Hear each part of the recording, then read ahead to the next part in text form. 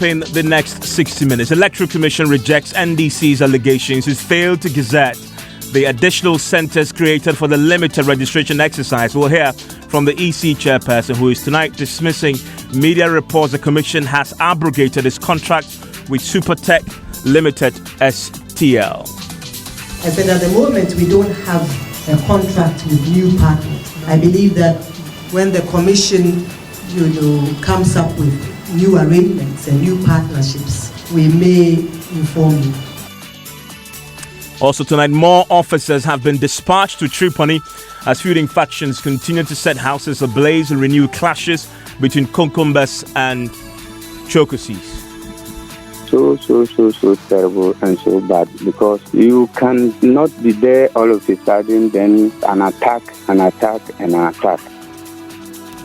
Also tonight, NDC members of parliament hit the streets tomorrow as they back protest against what they term cowardly oppression and tyranny against the media in Ghana. Organizers have been meeting the police. We have the latest. There's a growing trend of suppression of the freedom of the media. We would want to send a message out there that, look, the political authority must act. The political authority must bring an end to this particular trend. And in business, Vice President Dr. Muhammadu Bawumia responds to projections by the Economic Intelligence Unit of challenging times ahead for the Ghana city. You want to join us with your views and comments on the stories here on News Tonight? Send us a WhatsApp 0244Well,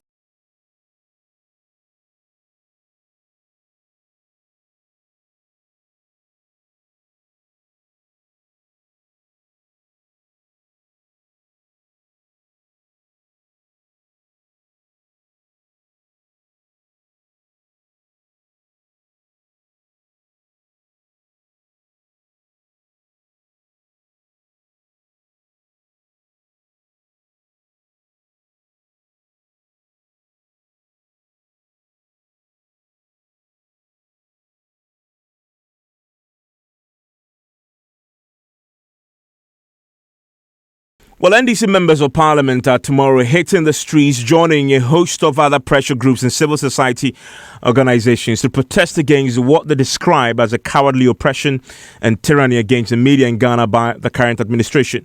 The protest, called by the Free Media Vanguard, is to put pressure on government to reverse the shutdown of two pro-NDC radio stations, Radio Gold and Radio XYZ. The minority in Parliament has today issued a strongly worded statement that condemns the action of the National Communications Authority while declaring its full support for the demonstration tomorrow. More on the minority statement shortly. By organizers of the demonstration have just finished a meeting with the police ahead of tomorrow's protest. We can speak now to convener of the group, Prince Maker, who joins us on the telephone line right now. Mr. Maker, so how did it go with the police?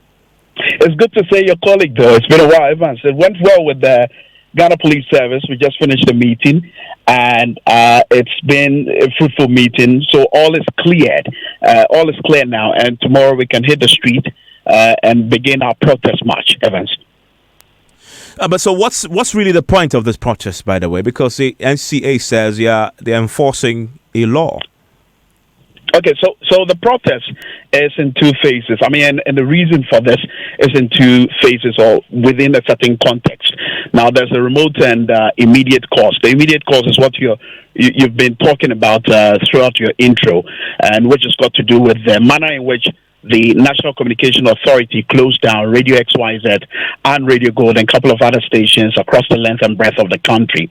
Now, we feel that as far as Chapter 12, Article 162 of the 1992 Republican Constitution is concerned, which hinges on the freedom of the media, the manner in which the NCA moved in to close down these two radio stations, Radio Gold, Radio XYZ, goes to suggest that there is that suppression of freedom of expression or the freedom of the media. Where's that? I mean, the NCA is a creation of law, and they operate based on law. They've gone to court, issues went to court, the court decided on this. They are acting according to themselves based on the authorities granted to them by law. How is that oppression of the press? I say there's a suppression of the freedom of the media based on the manner in which they moved in. Now, you will quite remember that it's been a narrative of managers of both Radio XYZ and Radio Gold that various moves were made. And you can also quickly make reference to what the Media Foundation for West Africa put out. And I'm sure you've done your checks and you've seen it, that within the last quarter of 2018, as far as radio stations that were in good standing with the National Communication Authority is concerned, included Radio Gold and Radio XYZ. The inability of the National Communications Authority to sit and listen and, in fact, cooperate with radio managers of Radio Gold and Radio XYZ goes to suggest that there is some ill motive in there somewhere, and that's a reading of the entire moving in of the National Communication Authority to close down Radio XYZ and Radio Gold and many other. But the Radio XYZ and Radio Gold aren't the only radio stations affected by this action in this country, correct? Correct, and I mentioned that that includes other radio stations that have been affected by it. I mean, there are interesting stories that I've heard with regards to other stations that have been closed down. Some of the managers indicating that they made similar moves that managers of Radio XYZ and Radio Gold made in getting the National Communications Authority to have a fair appreciation that, look, we are willing to comply. We are willing to move on with any procedure as far as renewal or reapplication of our license is concerned. So we are just shocked and baffled with the manner in which the NCA moved in. And look, I mentioned that there are immediate and remote causes. I've just mentioned the immediate cause. The remote cause of our protest is also hinged on what you are very much aware of, Evans, and you've been following the story. You've been deep in this particular story, and it's got to do with Manasseh Azure, his latest revelations, investigative piece, and the various threats on his life. You can talk about Edward Adeti of Star FM and the threat on his life. You can talk about the manner in which Ahmed Swale, of course, fizzled out of life. You can also talk about what has happened with regards to my own colleague, Wisdom Hedejome, who was brutalized by some task force or city guards belonging to the Medina Assembly. So when you put all these things together and what we've witnessed with regards to the NCA moving in to shut down radio station, Evans, you would agree with me, really, really agree with me, that there is that suppression of media freedom. Look, we need to operate freely. We need to be able to enjoy the freedom that we need to be able to enjoy from which Chapter 12, Article 160 of the 1992 Constitution puts it bluntly. And when you read that, of course, it tells you that, look, Ghana has come too far to go back. Ghana once upon a time enjoyed that expression of freedom as far as the media is concerned across the length and breadth of the world. Journalists like yourself, Evans Mensah, are revered, and when you sit with other journalists across the length and breadth of the world, they talk about the freedom of the media that we enjoy. And Prince, so what? Tomorrow you plan to present a petition to the NCA? Absolutely, we plan to present the petition to the NCA amongst other steps that we've also taken in building or piling pressure on what I call the political authority to be able to deal with this matter. We've already petitioned the diplomatic community, you know the kind of role they play as far as the growth of our democracy is concerned, and we are hoping that they will pile that pressure that is needed on the political authority to be very much aware of this particular trend and, as a matter of urgency, deal with it. And presenting the petition to the National Communications Authority, obviously what we will factor in the petition will be hinged on what I refer to as the immediate cause, the manner in which Radio XYZ and Radio Gold were closed down. We feel it's an arbitrary move. It's against free speech, and it's amounts to gagging the people of Ghana. We would not sit and allow this to happen. That's Prince Minka, the convener for the group organizing tomorrow's demonstration, and there's a strongly worded statement that has come from the minority in Parliament, signed by the minority leader Harold Idrisu. Well, we can now speak to the minority spokesperson on communications. He's also the ranking on the Communications Committee in Parliament, ABF Fuseni. Mr. Fuseni, thank you for your time here on Newsnight.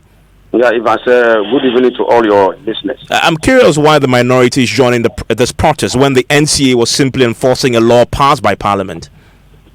Evans, it's even doubtful whether you are talking about enforcement of a law. Yes, I have always said that there may be... Why is it doubtful? But this is the Electronic Communications Act 2008, and which is backed by the Electronic Communications Regulations 65(1), all of them, and instruments of Parliament. Yes, I'm just saying that, yes, Evans, you may greet somebody good morning and he will get angry. Sometimes it depends on the manner in which you approach it.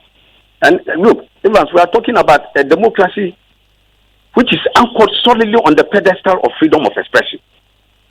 So this is a particular right that is not just for the media, Evans. It is for the 29 or over 29 million Ghanaians. And so, in the bid to say you are enforcing a regulation, you must do it with extra caution, so that it does not touch at the core of our democratic dispensation. And notwithstanding, I will be the first to say that as a member of the Communications Committee, there are obligations on both sides, that both the media houses and the NCA have a responsibility. But Evans, if you anchor your decision to enforce a judgment, as you mentioned, that the tribunal, the Electronic Communications Tribunal that sat on the matter, Evans, go and read the judgment. Nowhere in the judgment can you find the issues that the NCA is raising today as basis for the enforcement of what they are doing. Because clearly, even the judgment of the Electronic Communications Tribunal made it abundantly clear that there were procedural infractions and that adequate opportunities was not offered the NBC, that is the Radio Gold, to rectify what nuisance they said they had engaged in. And so they had a duty. If you go and look at Section 13 of Act 775, which you are talking about, it makes abundant provisions to insulate the media houses from that kind of action that the NCA is taking today. Look, it says that, for instance, that if in the inevitable situation where you have to close down radio, it says that, number one, you have to give them 30 days notice. Number two, you have to give them the opportunity to be heard. That means they must present and argue their case. Say that it must be a very exceptionally bad, egregious case that must warrant their closure. And three, you must give them ample opportunity to rectify the shortcoming that they have. So if you see even inbuilt into that law, it's said that, look, it is almost the very last resort that unless you have an exceptionally recalcitrant radio station that is not amenable to any persuasion in respect of meeting its obligations, that you can close it down.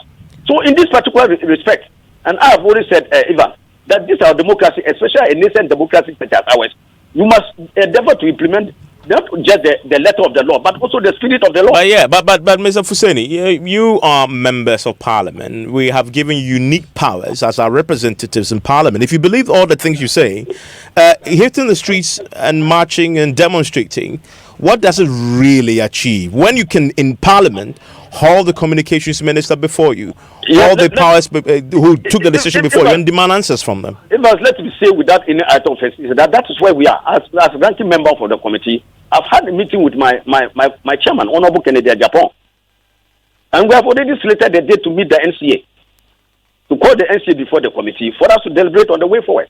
Because we think that what is happening now is not only impacting negatively on our right of freedom of expression, but has very serious repercussions for our democracy. I'm sure you just heard that Ghana's rankings have dropped in World Press Freedom ranking. And that is not something that we should be enthused about. We were number one on the African continent. We cannot go back. Even if under your watch, and we are saying that under President Nana Akufo-Addo, who touts himself as a champion of free expression and free media, that under your watch you have such a flourishing diversity in our media, and then you come and already this is are being closed down, and the freedom is being whittled down. How does that endure? How does that fit to your credentials as a champion of free expression? And so we are calling on the president and the citizen to stand up and ensure that the freedoms that we have won in this country are not rolled back. So you're saying that saying that when Parliament resumes next week, you're going to table an action on the floor to get this matter addressed No, through I can Parliament. tell you without any facilitation that action has been taken on that front, and the committee is set to meet the NCA on this matter. Okay. So that together we can all brainstorm and see the way forward. Well, today, I have always said that yes, there are obligations on both sides. Today, the information minister has been speaking about this matter. I want you to listen to Kojo Ponkrama and what he said about your particular concern. I just wanted to learn, Just a second. I mean, because for the sake of time, listen to Kojo Ponkrama and then give me your reaction to what he just said a short while ago at a press briefing.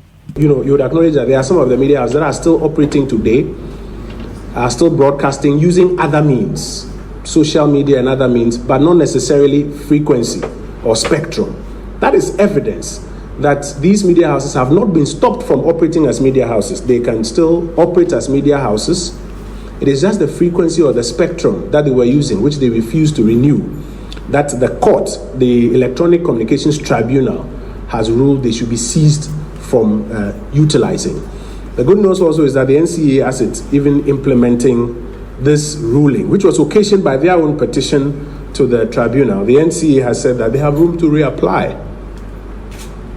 So I think that if indeed we claim that we are a law-abiding country that encourages the rule of law, particularly those of us in the media who always encourage that the law must be applied and the rule of law must prevail, we should rather be supporting the action to ensure that the law is followed and that people proceed to reapply and do their work in accordance with the law. So I don't think that any claim that press freedom is under attack solely based on the argument that somebody failed to renew his license or spectrum license and has been seized from operating can be sustained. I don't think so.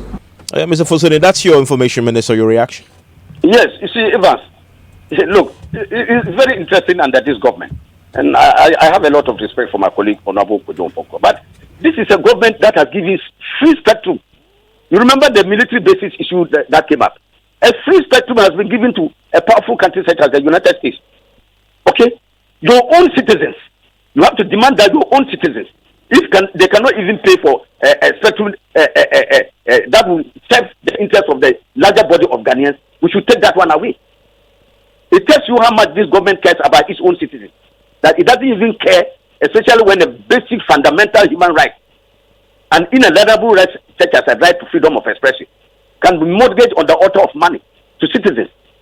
Can you believe that? And I think that this is a government that is supposed to act in the supreme interest of their people.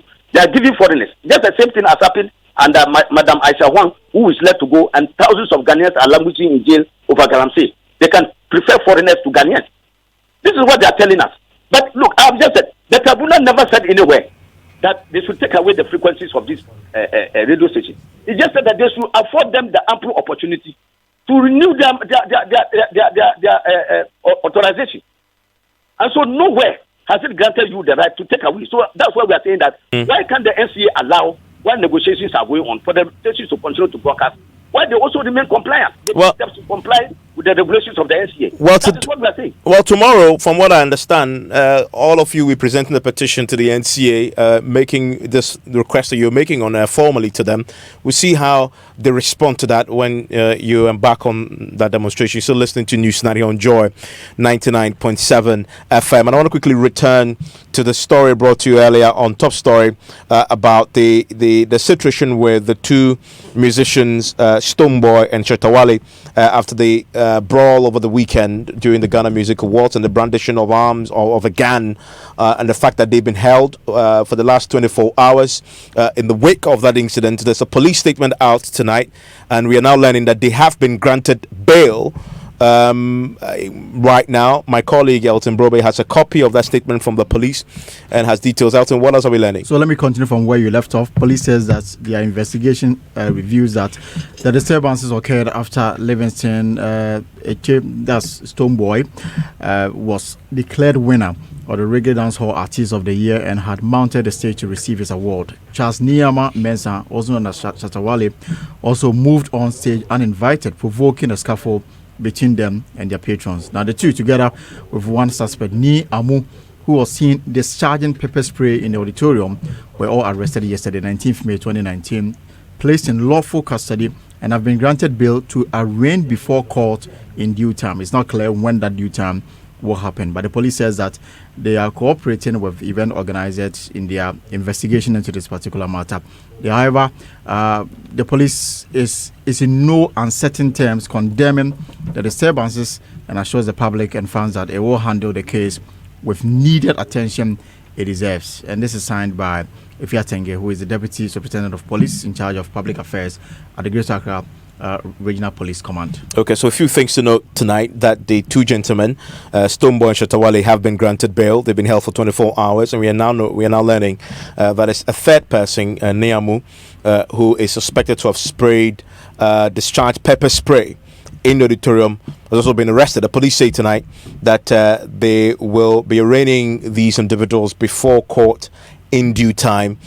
We know also today that the police had searched the homes of Shatta Wale and Stonebwoy, that we can confirm, and had retrieved that gun that we all saw on TV on Saturday. Now, this is not the first time Stonebwoy in particular is brandishing a gun in public, but it's also because of a feud that had spanned several years between himself and Shatta Wale. My colleague Emefa Dradosi put together this report tracing back the feud. Charles Niama, popularly known as Shatta Wale, and Livingston Eche, also known as Stonebwoy, have all identified themselves as fighters of the music industry. They command large followers, mainly the youth.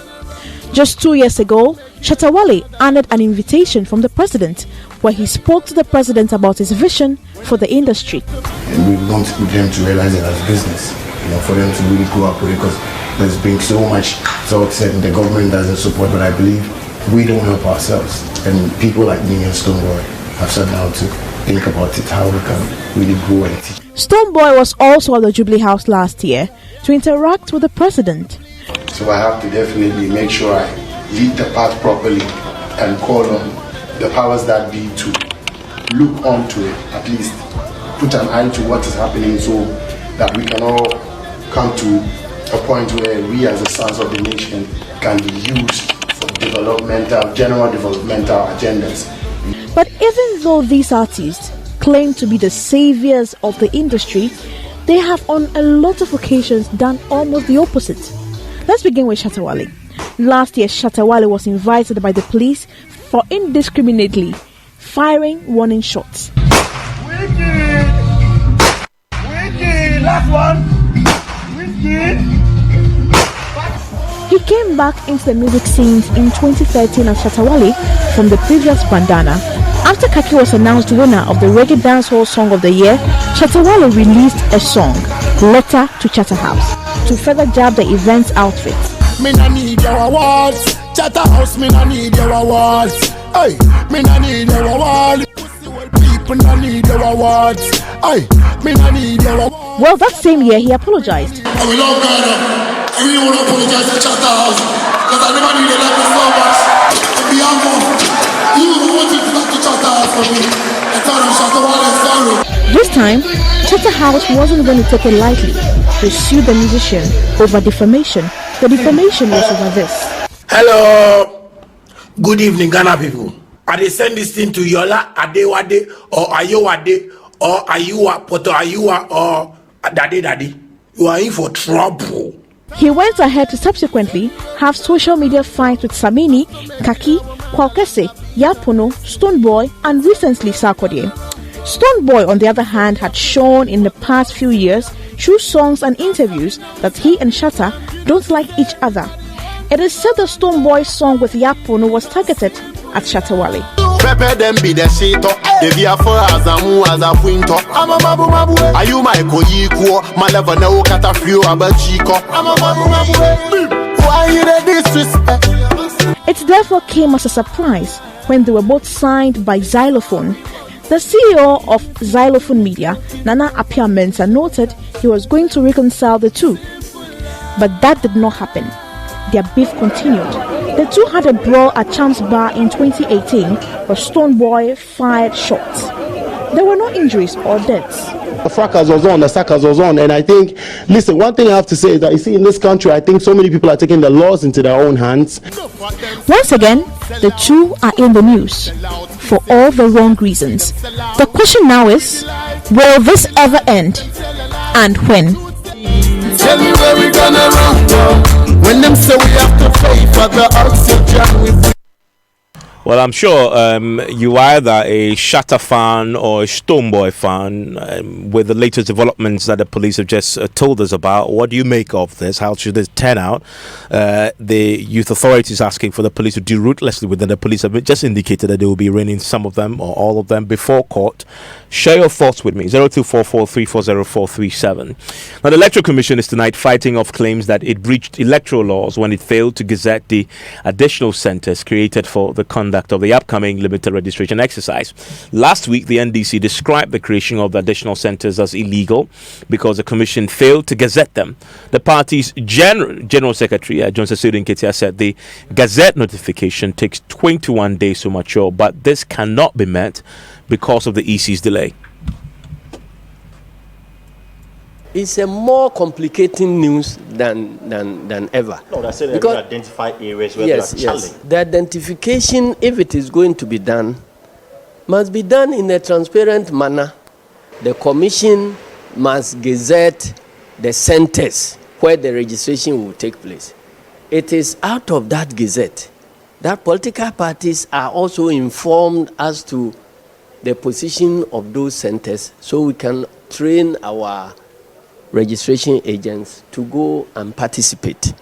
So it cannot be information in the head of Electoral Commission officials alone to be released on the day of registration. At an EC news conference today, the EC said it had complied with the law. My colleague Parker Wilson was at that news conference. Parker, what has the EC chairperson been saying in reaction to this claim by the NDC? Right, so the EC says they've identified these designated areas and they're going to communicate same to the political parties. Now, regarding the allegation that the NDC General Secretary made, the EC said that last week Friday they filed the gazette notification, and so definitely it is going to meet the time before the commencement of the exercise. I think the main registration centers were gazetted on Friday, which makes room for the 21 days. And in the evening, as at the time we were actually collecting information data on the extra centers, that is the offline one, excuse me to say, the use of the BBR kits. So that one has also been done. We are yet to give the areas to the political party. So the centers for both the VMS as well as that of the BBR kits have all been presented. Let's speak to the NDC's Director of Elections, Mr. Priyankra. Mr. Ankra, thank you for your time here on News. Now, the EC says they have gazetted the new centres. Satisfied? Absolutely. Are you? You see, we are a political party. We have a responsibility towards our people and the people of Ghana at large. If the EC says they've gazetted where they are going to do the registrations, it's important that we know as a political party and as citizens of Ghana, we ought to know so that we start preparing to deploy our people. So you don't know as of now? We don't know. But you recently went to the IPAC meeting. Didn't come up? It came up. It took about 70-80% of the time. And we kept on telling them that you are reducing the places for registration from 6,000 electoral areas to 250 district offices. That is from 100% to less than 5%. That is going to result in a disaster. So in their response, they said that they were now going to add some of their mobile devices to some of the places.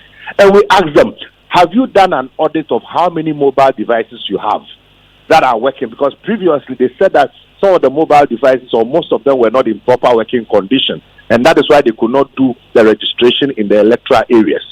And so we said, have you done an audit to find out how many are available? Or have you identified the places that are difficult out of those 6,000 electoral areas, where are you going to deploy them? We need to know.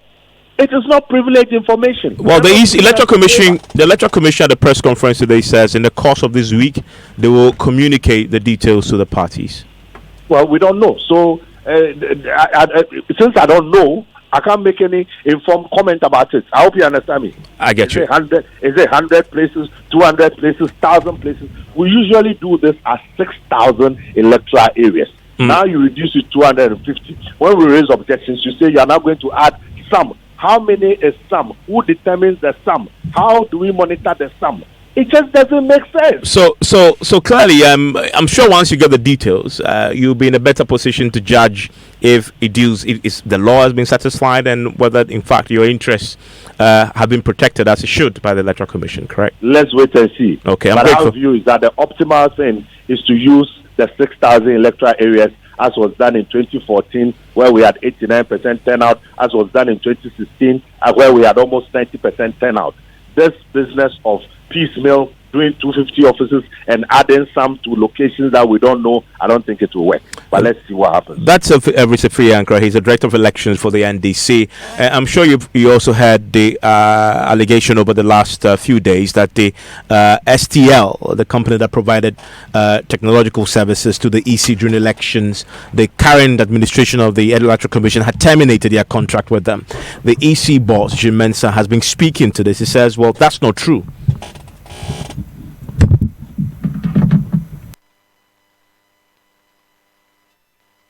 No, I don't know the kind of news going around, but I think the chair made it very clear that as a commission, we reserve the right to make some changes to our IT infrastructure. And as I'm speaking to you now, we know we are having some ongoing work with the STL, so I don't know the source of that particular story, because we know this registration we are doing, STL is supporting us, all of us are working in tandem to be able to achieve it. So I don't know the source of the termination, and I don't know the kind of contract we had with them which was terminated. I see. So what services are they providing to the Electoral Commission, sir? No, what I can tell you on authority is that the Electoral Commission is doing registration from 7th June to 27th June, and everything is set for that particular registration. And then STL is the one having the data, going to help manage the process. That's what it is. No, they are helping us to do the registration. And I think the chair made it very clear. I don't know if at the time you had stepped out to do a report. The chair made it very clear that we are working with the IT staff of the commission, STL, all of us are working together. The commission considering reviewing your agreement with STL? Commission reviewing our agreement with STL?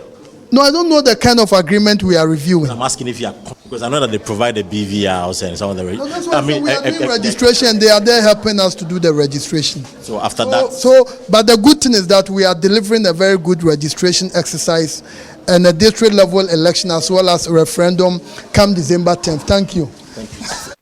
Dr. Bosman Asari there, he is the deputy chair of the EC. Listen, so what exactly did Jim Mensah say on this? I said at the moment we don't have a contract with new partners. I believe that when the commission, comes up with new arrangements and new partnerships, we may inform you. So what it means is that STL is going to manage that? Together with we're working with them together with our own staff.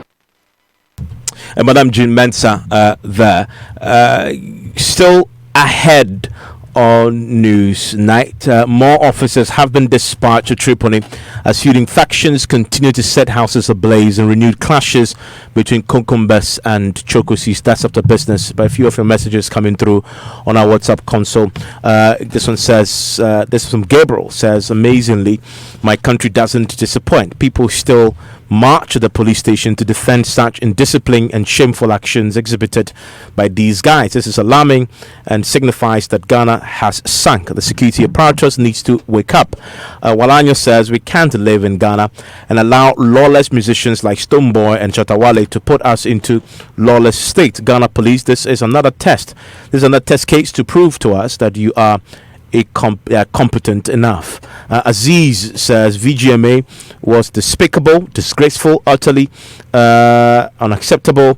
Why do some people think they must always win? We the people crown kings and we say hashtag Stonebwoy is reggae dancehall king. Deal with it. Well, that's clear fun there of of Stonebwoy. Keep your messages coming. George, which of them do you support? I support good music, and whether it's coming from Shatta Wale or it's coming from Stonebwoy, once it's good, I love it. You like it. And for me, it's about the law taking its course, and that's absolutely. It's just like me. I just listen to music. Once it's good, I will listen to it. If it's from Sac Nation, Beam Nation, anybody, whatever nation, I enjoyed it. Yes, but the law is a law, and once you cross that line, in the States, the Biggies and all the rest, and have seen time in jail. Cosby's and all the rest. I've seen time in jail. And to let the law take its course. Absolutely. What you have in the headlines? Well, coming up in business, Vice President Dr. Mahamudu Bawumia responds to projections by the Economic Intelligence Unit of challenging times ahead for the Ghana City. An event organized at Charterhouse assures of measures being instituted to ensure that corporate sponsorship for the Ghana Music Award doesn't suffer. We'll have details for you.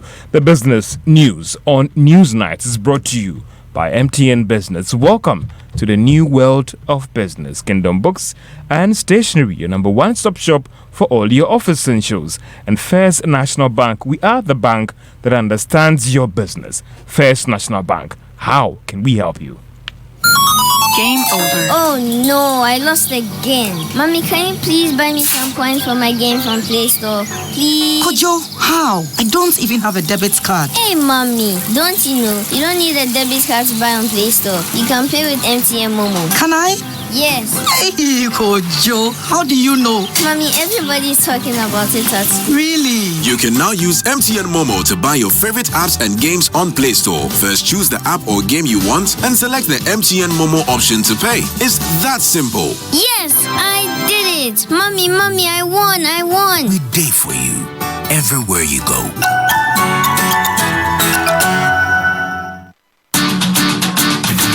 We give you nothing but the best. We stay above the rest. More quality, more affordability. Kingdom Books and Stationery. Everybody's going to the one and only shop where customer satisfaction is a guarantee. Kingdom Books and Stationery. Oh yes, with our 30 days credit facility with no interest charge, free delivery services, and our free consultation on setting up your office, Kingdom Books and Stationery is unmatched in our delivery of quality and affordable office essentials, equipment, and furniture. Experience world-class customer service in all our branches in Accra, Tema, Kumasi, Cape Coast, and Takoradi. Call us on 0302 764 101 or visit our website at www.kingdomgh.com. Kingdom Books and Stationery, your number one stop shop for all office essentials and stationery.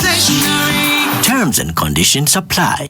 Let us help you bank with the right bank. At First National Bank, we're more than just a bank. We're a digital partner that actually understands your business. Enjoy massive value with our various banking solutions. Get a business check account, a day-to-day transactional account for all businesses from all sectors of the economy. Access our online banking enterprise and bank your way 24/7. Invest with our short or long-term options that enable immediate access to funds. Optimize your cash flow, raise capital, and acquire assets with ease with our lending solutions.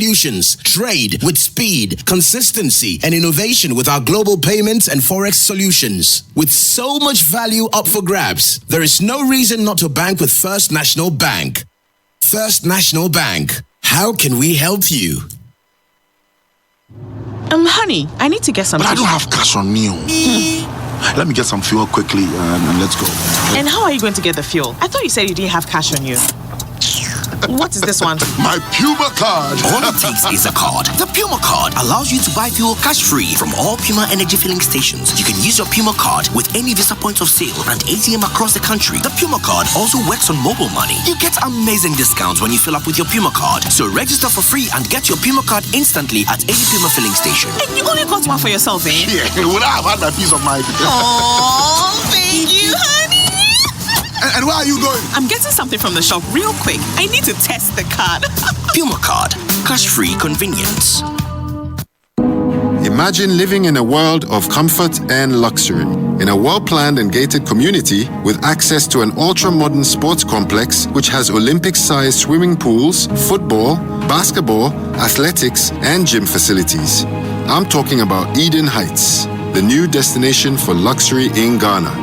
Eden Heights is developed with the highest grade of finishing in our penthouses and our 1 to 4 bedroom apartments, and is located close to the beach resorts along the Atlantic Ocean, about 30 minutes drive from the airport and 5 minutes walk from the West Hills Mall. Eden Heights is the ideal location for luxury. Visit us at edenheights.com.gh or email to sales@edenheights.com.gh or call us on 050-153-1444 or 050-153-1445 for more information. Eden Heights, welcome home.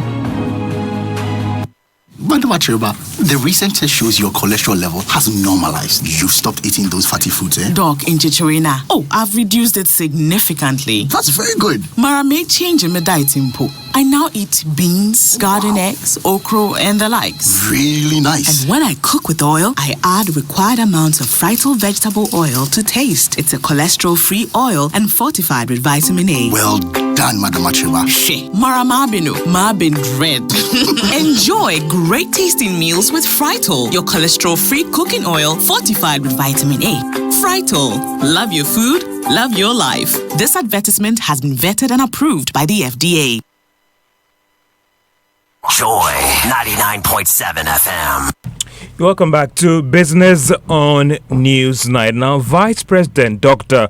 Mahamudu Bawumia says government is implementing policies that would help strongly stabilize the city in the coming months, responding to projections from the London-based Economic Intelligence Unit that the Ghana city could cross the 6 city mark by 2023. Dr. Bawumia said the export-driven policies, including its industrialization agenda, would help deal with this challenge. Building an integrated bauxite industry, bringing in an automotive industry, bringing in an iron and steel industry, doing a lot of agro-processing.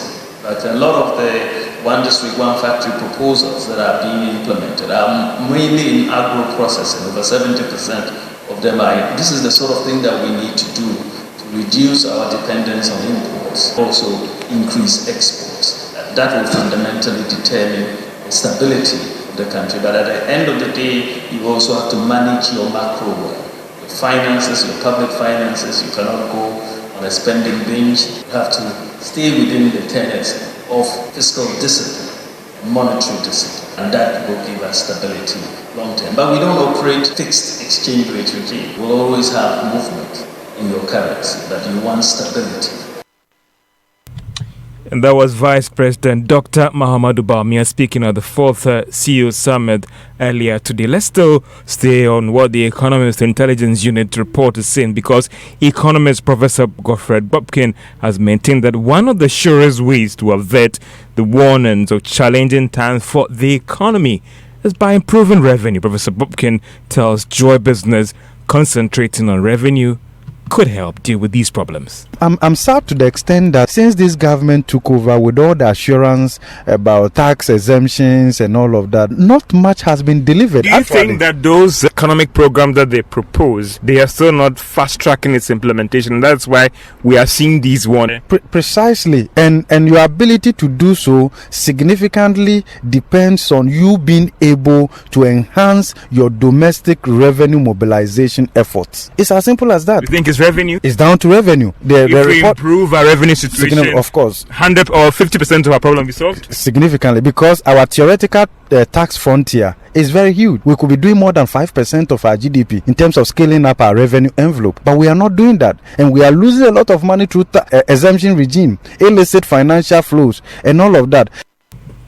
Professor Godfred Bobkin is an economist. Now, organizers of the Ghana Music Award Charter say they have instituted measures to ensure the sponsorship for the event doesn't suffer. Now, this follows fears that the telecoms operator Vodafone could review sponsorship for the event because of the brawl that happened at the weekend at the event. But Chief Executive of Charterhouse, Teresa Ayewade, says that they've secured the required commitment from these partners. I think Vodafone has been very supportive, and I'm extremely grateful to them for being on this journey with us as committed partners. A committed partner shares your pains and shares your joy with you, and they have shown strong commitment in that area. And I think the tone of their press statement even shows that though they condemn all that took place, they are still supporting the industry and their commitment to the industry, and will work with us to come up with the measures that can make it better for all of us. And you believe then, ma'am, that going forward, even with respect to what has happened, bringing corporate Ghana on board would not be a challenge at all for you? In fact, we are encouraging more dialogue between corporate Ghana and the creative arts. Teza Yuade is Chief Executive of Charterhouse. Now, Director of the Animal Research Institute, Dr. Emmanuel Ledu, has called for more investment into livestock farming to help support local demand. The country every year imports meat worth $200 million to support about 70% of demand, remaining 30% satisfied by the local produce. According to Dr. Emmanuel Ledu, government must take cautious effort to support farmers by providing the space needed to promote interest in livestock farming. We have to encourage more people into livestock farming and livestock activities. It's government who should come in to say that this sector of the country is dedicated to livestock farming. We do not have to convert into concrete. We do not have to be out-competed. You know, people go into pig production and they set up their farms. Before long, the city catches up on them and they think they have to move. All their investments go to waste. We don't have to do that kind of thing to our farmers. So government has its share to play. It takes quite a lot of resources to get into animal farming. Capital-wise, it's capital intensive. Director of the Animal Research Institute, Dr. Emmanuel Ledu. Let's turn our attention to the stock market, and Ecobank closed trading being the highest gainer in terms of returns to its shareholders. Today, if you hold a share of Ecobank, it's up by 20 pesos. So now you're worth 7 Ghana cedis for each share held. MTN was up by a peso, so it's now worth 73 pesos. And that's all for business on Newsnight. George, thank you very much. It's time to experience something different, unexpected, and definitely beyond banking. It's a new era at GCB Bank, Ghana's most welcoming bank, where we offer you a world of financial security, flexibility, and convenience. We swiftly serve you with over 180 branches and 300 ATMs, and provide e-banking solutions that make it possible for you to bank anywhere, anytime. When you need a personal loan, sooner is better than later, so we give it to you in 24 hours to make sure the experience is always memorable. At GCB, your opportunities are limitless and we keep you smiling at all times. We're bigger and better, ready to take you beyond banking. GCB Bank, your bank for life.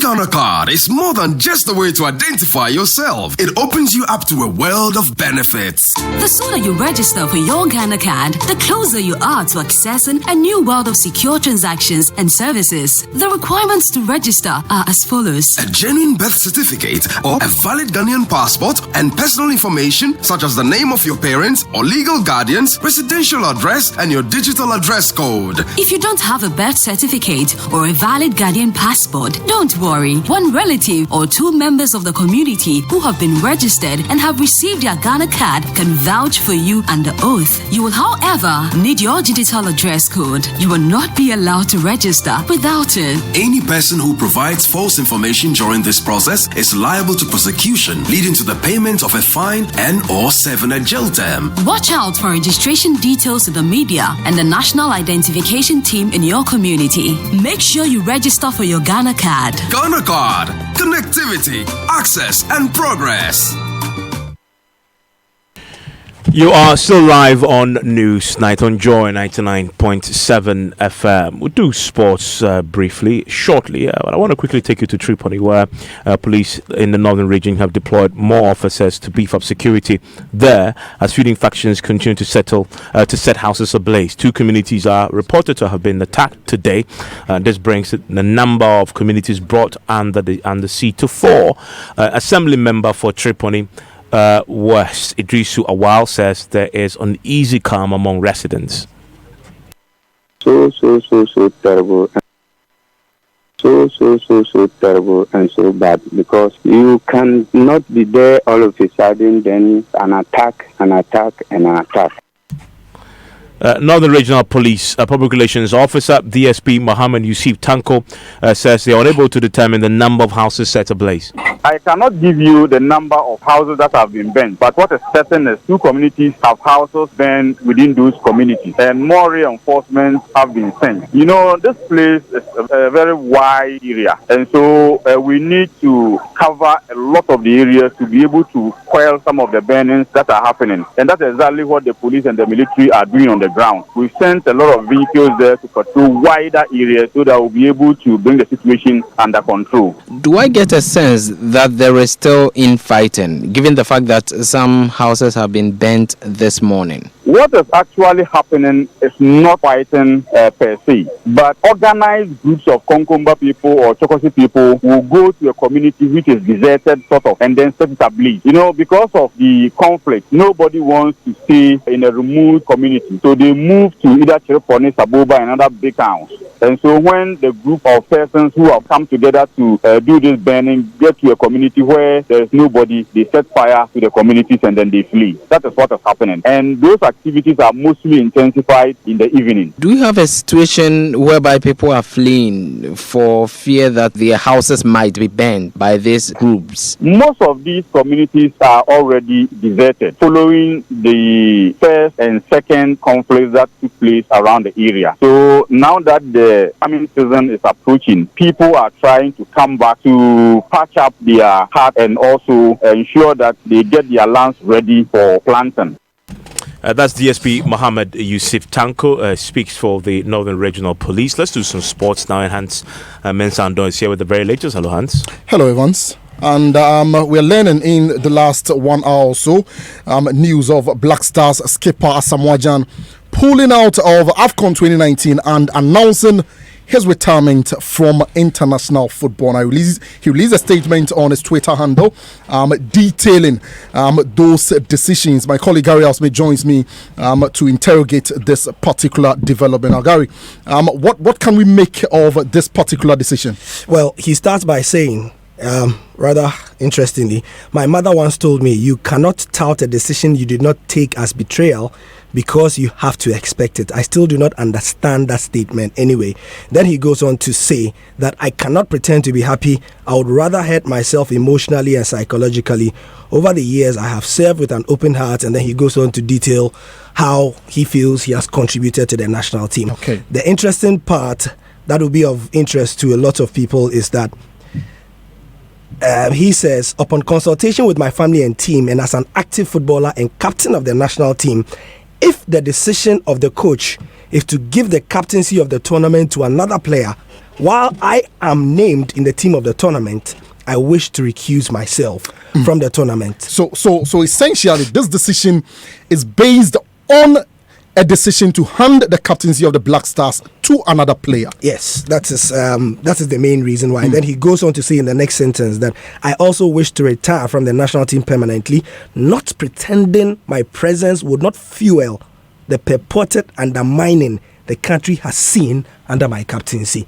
So these two statements achieve two things. Okay. It clearly tells us that all the rumors that many people have heard over the years about the rift, and as he puts it, the purported undermining the country has seen under his captaincy, have not been hearsay, they have been real. Okay. Asamoah Gyan has just said that in this statement. But even more damningly for the future, he clearly states that there is a fight or a scuffle for the captaincy of the Black Stars, and the decision has been given to him, has been communicated to him, that he will be made the general captain, from what we are hearing, and another player will be made the captain of the team. Another player, can we adequately infer then that that player will be deputy skipper of the Black Stars, Andre Dede Ayew? Well, it's obvious, it's not official, but yes, that is what we know, that Andre Ayew was to be made the captain of the team, while Asamoah Gyan was going to be made a general captain. But historically, at least in the last 8 years, we know that if you are made general captain of the Black Stars, it means that you are on your way out. You are going to be kicked out of the team. So that's the latest. I'm sure there'll be more developments on that. Definitely. Thank you very much, Gary Alsmith. So just to recap, Asamoah Gyan will not, per the statement, be playing at AFCON 2019 and his time with the Black Stars is done. That's your sports. Hans, thank you. Now, government has dismissed reports that prime lands of the Department of Parks and Gardens has been sold to a private developer for residential purposes. According to reports, a private developer has already cleared the land, destroying several trees and other plants being nurtured by the department. But addressing a news conference today, in fact, the Deputy Minister for Local Development, Obi Amwa, said the NDC government had in 2016 leased 2.2 acres of the land to a private developer. My colleague Ernest Menu was at a press conference and joins me in the studio. The minister claims they stopped any destruction of the plants. How was your attention drawn to this? Yes, so the minister says that they are aware that this private developer is already on site, clear the place, but they moved in to stop him because they do not agree that he followed due process in acquiring the land. According to him, there were some arrangements with the Lands Commission for the land to be leased to him for 2 years, so that in return he built some offices for the Parks and Gardens, as well as the Birth and Death Registry. That has not happened, and so they are going ahead to stop him, and if he wants, he can go to court. That indeed they don't have any right to block that place. I'm saying that we will stop them if they think they have a case. They can go to court. As far as we are concerned, all the records we have indicates that we did not go through the right process to be able to say that they have access to that land.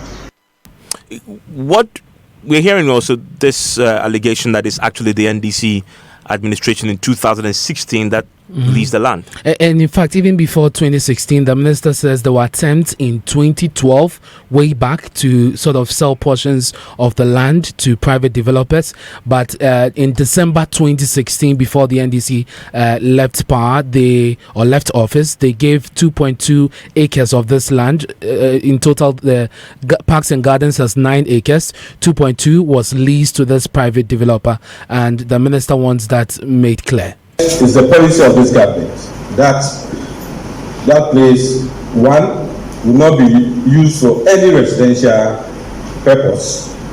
Two, Parks and Gardens itself had planned to build an event center there and a restaurant.